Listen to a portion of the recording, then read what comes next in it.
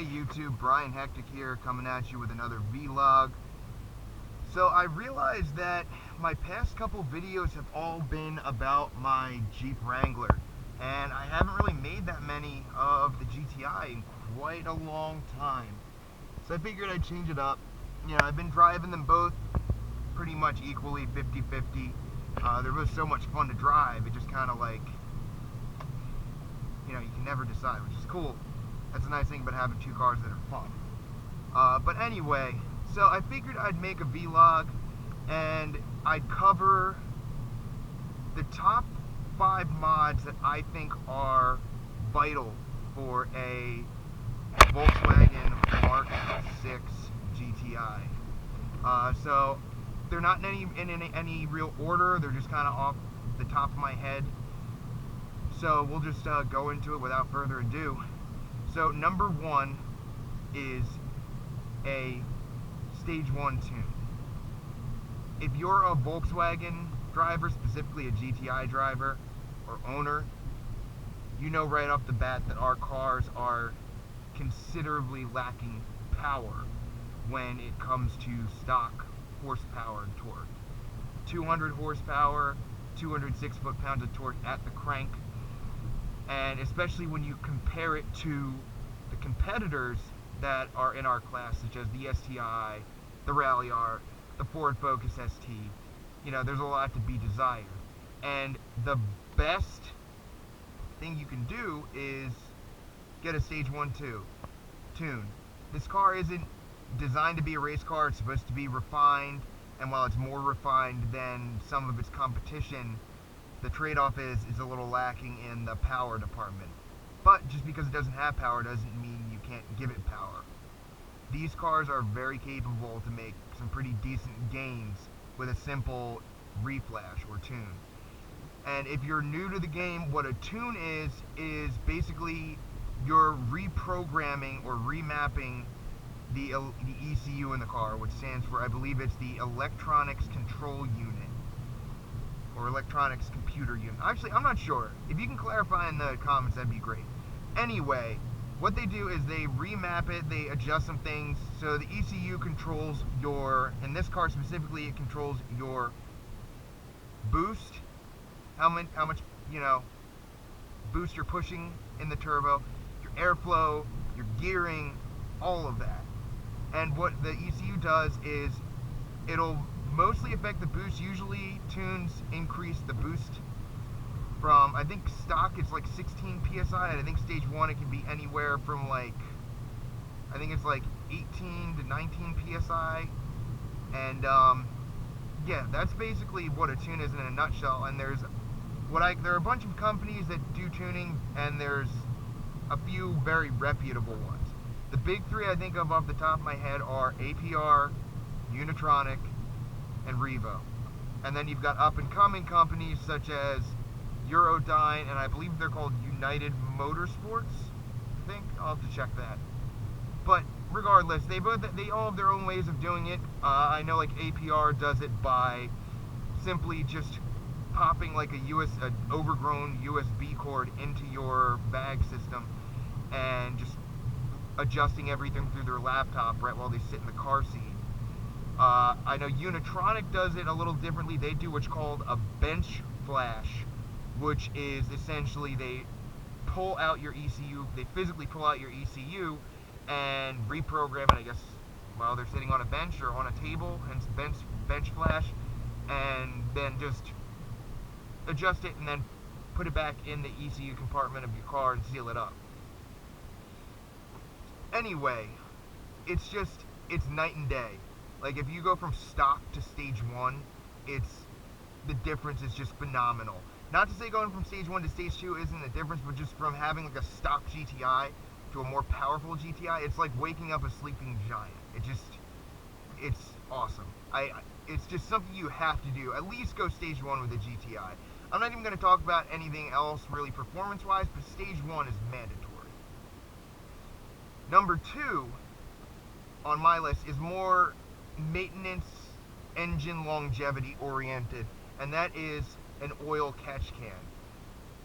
So if you have a direct injection engine, really in any car, you run into the issue of a lot of gunk from like old oil and carbon deposits getting gunked up on the engine valves, on the injectors themselves, and it becomes a problem. Like it can cause issues, it can cause cylinder misfires, it can cause valve failures, the list goes on. You don't want it to happen, and it seems to happen further down the line, like after like 40 or 50,000 miles. That's why it's really important to take preventative measures. And while there really is no super crazy effective way to prevent it besides physically like cracking open your engine and having someone physically clean out your valves and your injectors, there are ways to kind of retard the effect of all that gunk and what I just mentioned. One of them is an oil catch can. What that is basically, instead of the oil getting all gunked up on your cylinder or on your valves and on your injectors, it basically bypasses that access point and it diverts it into what's essentially a can, and it catches all that oil, hence the name catch can.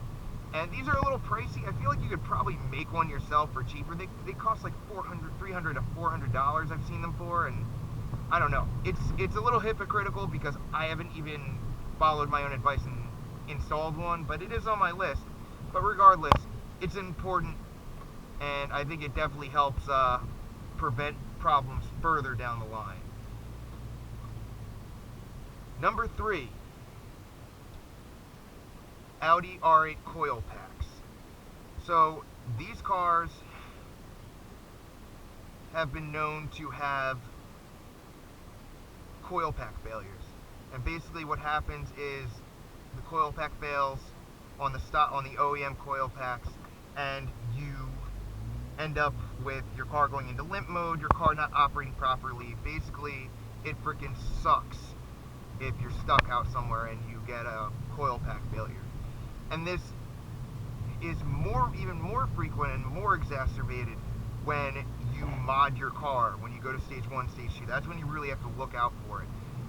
Now, I personally ran the OEM coil packs out of the factory from the day I bought this car in 2013 up until about 6 months ago, which is basically 3.5 years. And this is after running stage 1 and 2, well, running stage 1 for like maybe a year and a half, and then stage 2 for another year and a half before but at stage 2 I noticed that my car had a little bit of hesitation on the throttle when I went wide open throttle after I went stage 2. So I decided, you know what, better safe than sorry, it's been a while. So you can pick up a set of 4 for about like $80 to $90, I think it is. And they look really nice too. They're a bright orange, and they really do add a nice accent to your engine bay as well. So that's my third essential mod for the Mark 6 GTI. Number 4. You may have predicted this, you may have not. You may be surprised I haven't said it yet, but a short ram intake, which is essentially the same thing as a cold air intake, except it's, as per the name suggests, short, a little shorter. A cold air intake, the piping goes all the way down to the bottom of the bumper near the grill, where it can suck in colder, more ambient air. And on an NA engine, that's great. But on a turbocharged engine where your air intake is bolted right to your turbo inlet, or at least on the Mark 6 it is, you're sucking in cold air right back into a piping hot turbo, which then is charging the air and making it hot again, which kind of defeats the purpose of a cold air intake. The difference with the short ram intake is, 1, it's easier to install, and 2, it gives you the same amount of airflow as a cold air intake. It just doesn't have any unnecessary parts, and there's no real issue of possibly getting hydrolocking your engine or whatnot if you ran through a big puddle. Gives you more airflow, and plus, if you decide, a lot of people usually go first with intake for their first mod. I know you don't need it for stage 1, it's recommended for stage 2, and then I think it's pretty mandatory for anything beyond stage 2.